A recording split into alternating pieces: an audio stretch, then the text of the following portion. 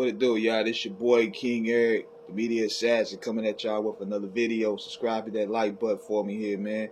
So, and what considered to be one of the most shocking news in the wrestling world in a long time, Cody Rhodes and his wife Brandi Rhodes have left AEW and possibly going to the WWE. So let me read y'all this here. It's a bit long. Cody Rhodes reportedly asked for more money. CM Punk and Bryan Danielson contract changed things for Cody.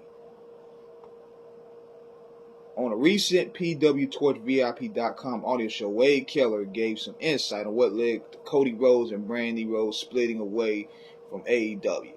Keller said, "For what I'm told, Cody asked for more money than what Tony Khan was willing to spend."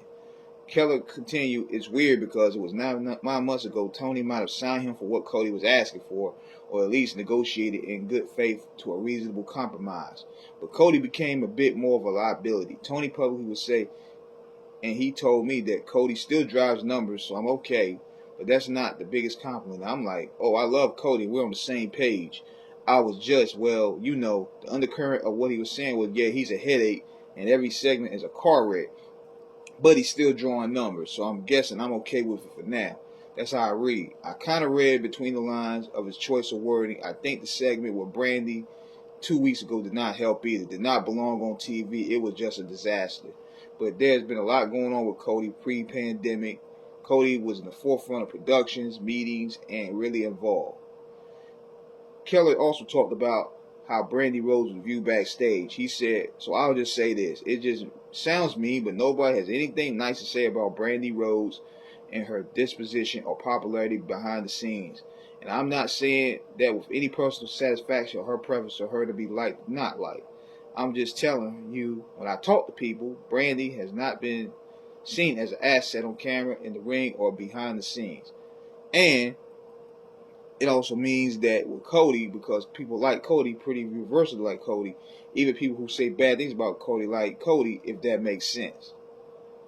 But Cody wanted to be a superstar, and AEW signed a big money contract, especially with Bryan Danielson and CM Punk, changed the dynamic to a degree with Cody. And I'm not saying this would have happened if it didn't happen, but Cody knew, and Tony knew, that Cody became expendable.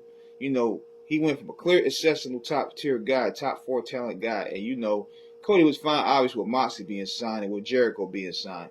Jericho was a huge boom to the AEW brand in the beginning, and Moxley was a great acquisition and disgruntled with WWE, and not really a threat to Cody because he was just so different than Cody. And even they're not too far of age, but Danielson and Punk and did Adam Cole to a lesser extent change things more than Malachi Black or Myro or Christian changed things. And it did give Tony a sense of, I have enough top guys and then young guys on the rise, and it took the leverage away from Cody. You need to pay me, or so much salary cap room that Tony had to spread around. Okay. So apparently here, this goes to show you that at the end of the day, Cody is still a market heart. Meaning that he still wanted to be top dog in a way, because if this was, what is this really about? Like, the concept of AEW is supposed to be creating an alternative for other guys that were misusing and abusing the WWE and other federations, giving people a different alternative. Is it really about that, or is it really about you wanting to be the top guy of the company? So, is it you really wanting to play that Jeff Jarrett Triple H role? That's what I'm getting at right here, because if it was really about that and really elevate new talent, you wouldn't really be out there like that. But now, you seeing guys like CM Punk. I understand where you're coming in that way. We see guys like CM Punk and Daniel Bryan coming in.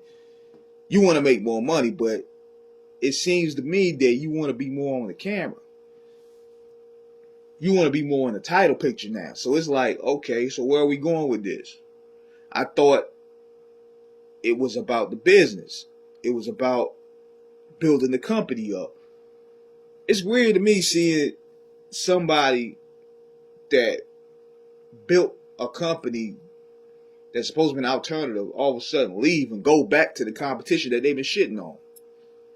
Like, that's like me talking shit for years about Vlad, Adam 22, and then afterwards quitting off the cuff radio, quitting screwball radio, quitting everything I'm doing and working for them. Because that's a bad look if Cody goes back over there. I'm like, dude, y'all spent years bashing the WWE. I mean, going back to the first big show y'all did when you took the sledgehammer and crushed the throne.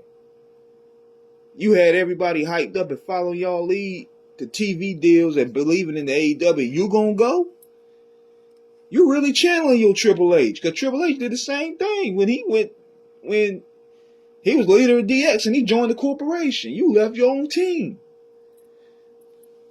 But I'm curious to see where this is going to go from here, because